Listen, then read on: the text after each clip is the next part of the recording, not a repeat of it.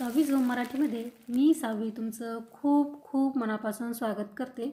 आज आपण उन्हाळी वाळवणीच्या सिरीजमध्ये तांदळाचे पापड कसे करायचे हे बघतोय. हे पापड करायला खूप सोपे आहेत आणि खायलाही मस्त खमंग खुसखुशीत लागतात. चला तर मग आता वेळ न घालवता लगेच रेसिपीला सुरुवात करूयात. पण त्याआधी एक छोटीशी रिक्वेस्ट आहे. रेसिपी तुम्हाला कुठल्याही क्षणी थोडी जरी आवडली तर रेसिपीला लाईक आणि चॅनलला सबस्क्राईब करायला अजिबात विसरू नका. सुरुवातीला एका बाउलमध्ये 1 वाटी स्वच्छ चाळून निवडून घेतलेले तांदूळ घ्यायचे. तर मी इथे राशनच्या तांदळाचा वापर केला आहे. तुमच्याकडे जर राशनचा तांदूळ नसेल तर तुम्ही कुठलाही जाड तांदूळ इथे वापरला तरीसुद्धा चालेल. आता हे तांदूळ आपल्याला 2-3 पाण्याने स्वच्छ धुवून घ्यायचे. तर त्यासाठी यामध्ये आपल्याला भरपूर पाणी घालायचं आहे आणि हाताने चोळून आपल्याला हे तांदूळ स्वच्छ धुवून घ्यायचे. आता धुतलेल्या तांदळामध्ये आपल्याला परत तांदूळ बुडतील इतपत पाणी घालायचं आहे आणि यावरती झाकण ठेवून हे तांदूळ 3 दिवस भिजण्यासाठी असेच साईडला ठेवून द्यायचे. आणि रोज आपल्याला या तांदळातलं पाणी देखील बदलायचे जेणेकरून तांदळाला जास्त आंबट वास येणार नाही. तांदूळ भिजत घातल्याचा आजचा 4था दिवस आहे. तर आज हे तांदूळ आपल्याला उपसून घ्यायचे. या तांदळातलं मी रोज पाणी देखील बदलून घेतलेलं आहे आणि तुम्ही पाहू शकता 4थ्या दिवशी आपले तांदूळ अगदी मस्त भिजलेले आहेत आणि छान फुलून पांढरे शुभ्रसुद्धा झालेत. आता हे तांदूळ आपण या पाण्यातून काढून घेऊन परत 2 पाण्याने स्वच्छ धुवून घ्यायचे. आता धुतलेले तांदूळ आपण लगेच मिक्सरच्या भांड्यात टाकायचे कारण मिक्सरला आपल्याला हे तांदूळ आता बारीक वाटून घ्यायचे. एकच वाटी तांदूळ आहेत म्हणून मी एकदमच या मिक्सरच्या भांड्यात टाकून बारीक करून घेणार आहे. पण तुमचे तांदूळ जर यापेक्षा जास्त असतील तर तुम्हाला 2 बॅचमध्ये हे तांदूळ बारीक करून घ्यायचे जेणेकरून तांदळाची पेस्ट मस्त स्मूथ आणि बारीक होईल. आता मिक्सरला तांदूळ पटकन बारीक व्हावेत म्हणून यामध्ये भरपूर पाणी घालायचे आणि झाकण लावून हे तांदूळ मिक्सरला बारीक वाटून घ्यायचे. आता वाटलेली तांदळाची पेस्ट आपल्याला बाउलमध्ये काढून घ्यायची आहे. तुम्ही पाहू शकता अगदी बारीक आणि स्मूथ आपली पेस्ट तयार झाली आहे. आता यावरती झाकण ठेवून ही पेस्ट आपल्याला सेट होण्यासाठी रात्रभर अशीच साईडला ठेवून द्यायची आहे आणि दुसऱ्या दिवशी याचे पापड बनवायला घ्यायचे. तर दुसऱ्या दिवशी तुम्ही पाहू शकता तांदळाची पेस्ट खाली जाऊन बसली आणि शिल्लक पाणी वरती आलेलं आहे. आता हे पाणी आपण एका बाउलमध्ये ओतून काढायचं आहे. जोपर्यंत पाणी पडतं आहे तोपर्यंत ओतत राहायचं आहे आणि चीक पडायला लागला की थांबायचं आहे. आता संपूर्ण पाणी यातलं मी काढून घेतलं आहे. आता चीक यायला लागला आहे तर आपण थांबायचं आहे. हे पाणी साईडला ठेवून चीक आता आपल्याला चमच्याने छान मिक्स करून घ्यायचा आहे. हा चीक पहा अशा प्रकारे घट्टसर चीक आहे तो खाली जाऊन बसतो. हा चीक आपल्याला अगदी व्यवस्थित हलवून घ्यायचा आहे म्हणजे चीक हटताना याच्या गाठी बनत नाहीत.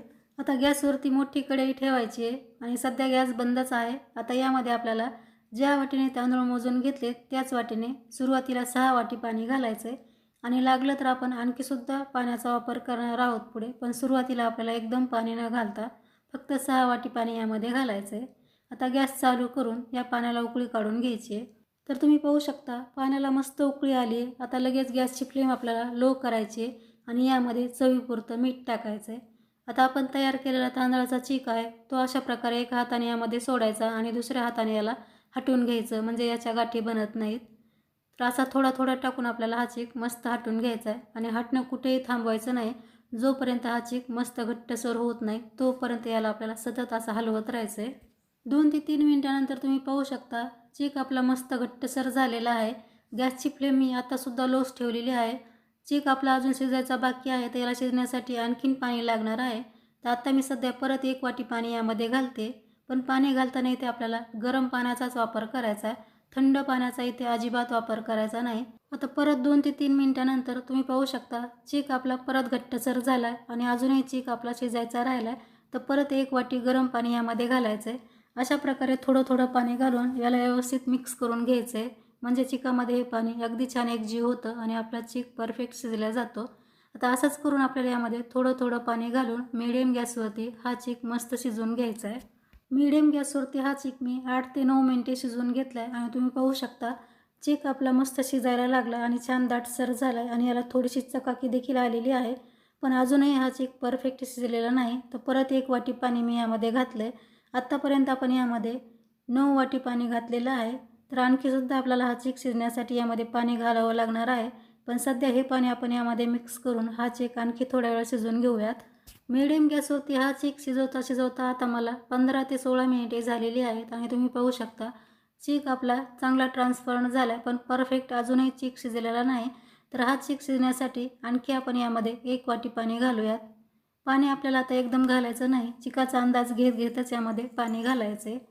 चीक शिजण्यासाठी आतापर्यंत आपल्याला टोटल 10 वाटी पाणी घालावं लागलेलं आहे. तर पाणी तुम्हाला यापेक्षा कमीही लागू शकतं आणि थोडंसं यापेक्षा जास्तही लागू शकतं. तांदूळ जर जुने असतील तर तुम्हाला एखादी वाटी पाणी आणखीसुद्धा इथे लागू शकतं आणि तांदूळ नवीन असतील तर तुम्हाला यापेक्षा एखादा वाटी पाणी कमीही लागू शकतं. इथे मला सुरुवातीपासून 1 वाटी तांदळाला 10 वाटी पाणी लागलेलं आहे. तुम्हालासुद्धा तुमच्या तांदळाचा अंदाज घेतच यामध्ये पाण्याचा वापर करायचा आहे आणि हा चीक अगदी व्यवस्थित शिजवून घ्यायचा आहे. आता सुरुवातीपासून हा चीक शिजण्यासाठी मला इथे 25 ते 30 मिनिटाचा वेळ लागलेला आहे. चीक पहा अगदी मस्त शिजलेला आहे, छान ट्रान्सपरंट झाला आहे आणि चीक पहा असा अडकत पडतो आहे, तेव्हा समजावं आपला चीक परफेक्ट शिजलेला आहे. किंवा मग तुम्हाला ही जर ट्रिक कळत नसेल तर परत चमचा चिकामध्ये बुडवायचा आणि मागच्या साईडला पाहायचं. चमच्याला एक हलकीशी कोटिंग तयार झालेली आहे, तेव्हासुद्धा समजावं की आपला चीक परफेक्ट शिजलेला आहे. चीक परफेक्ट शिजणं हे खूप गरजेचं आहे. चीक जर कच्चा राहिला तर तुमचे पापड वाळल्यानंतर तुटू शकतात, ते व्यवस्थित होणार नाहीत. तर अशा प्रकारे तुम्हाला हा चीक शिजवून घ्यायचा आहे. चीक शिजला की आता लगेच गॅस बंद करायचा आहे आणि 5 मिनिटे हा चीक थंड होण्यासाठी असाच साईडला ठेवून द्यायचा आहे. 5 मिनिटे हे मिश्रण थंड झाल्यानंतर यामध्ये आपण काही फ्लेवर ॲड करायचे आहेत. 1 चमचा चिली फ्लेक्स घालायचे आहेत. भरपूर सारी बारीक चिरून घेतलेली कोथिंबीर घालायची आहे आणि याला मिक्स करून घ्यायचं आहे. चिली फ्लेक्स आणि कोथिंबीर घालणं हे पूर्णपणे ऑप्शनल आहे. तुम्हाला आवडत नसेल तर नाही घातली तरीसुद्धा चालेल. पण कोथिंबीर आणि चिली फ्लेक्समुळे या पापडला चव खूप छान येते, म्हणून मी घातलेत. तुम्ही याच्याऐवजी तीळ किंवा जिरं देखील यामध्ये ॲड करू शकता, तुम्हाला आवडत असेल तर. आता लगेच आपण पापड बनवायला सुरुवात करूयात. इथे मी पॉलिथिन शीट अंथरून घेतली आणि त्याला बिलकुलसुद्धा तेल लावलेलं नाही. तेल न लावतासुद्धा हे पापड वाळल्यानंतर पॉलिथिन शीटपासून सेपरेट होतात. आता तुम्हाला पापड किती लहान मोठा हवा आहे त्यानुसार तुम्ही हे पापड बनवू शकता. पण हे पापड बनवताना खूप जास्त पातळ बनवायचे नाही, नाहीतर वाळल्यानंतर हे खूपच पातळ होतात आणि काढताना मध्येच तुटू शकतात. अशा प्रकारे आपल्याला थोडासा जाडच पापड बनवून घ्यायचा आहे, म्हणजे वाळल्यानंतर हे पापड खूप छान तयार होतात. आता अशाच प्रकारे मी सर्व पापड बनवून घेते. तुम्ही इथे पाहू शकता सर्व पापड मी बनवून घेतलेत आणि खूप सुंदर आपले पापड तयार झालेत. 1 वाटी तांदळामध्ये भरपूर पापड तयार होतात. 100पेक्षाही जास्त इथे मी पापड बनवलेले आहेत. तुम्ही पाहू शकता खूप सारे आपले पापड तयार झालेत. आता हे तयार पापड आपण 2 दिवस कडकडीत उन्हामध्ये वाळवून घ्यायचे आहेत. आता मी तुम्हाला 2 दिवसानंतरच भेटते.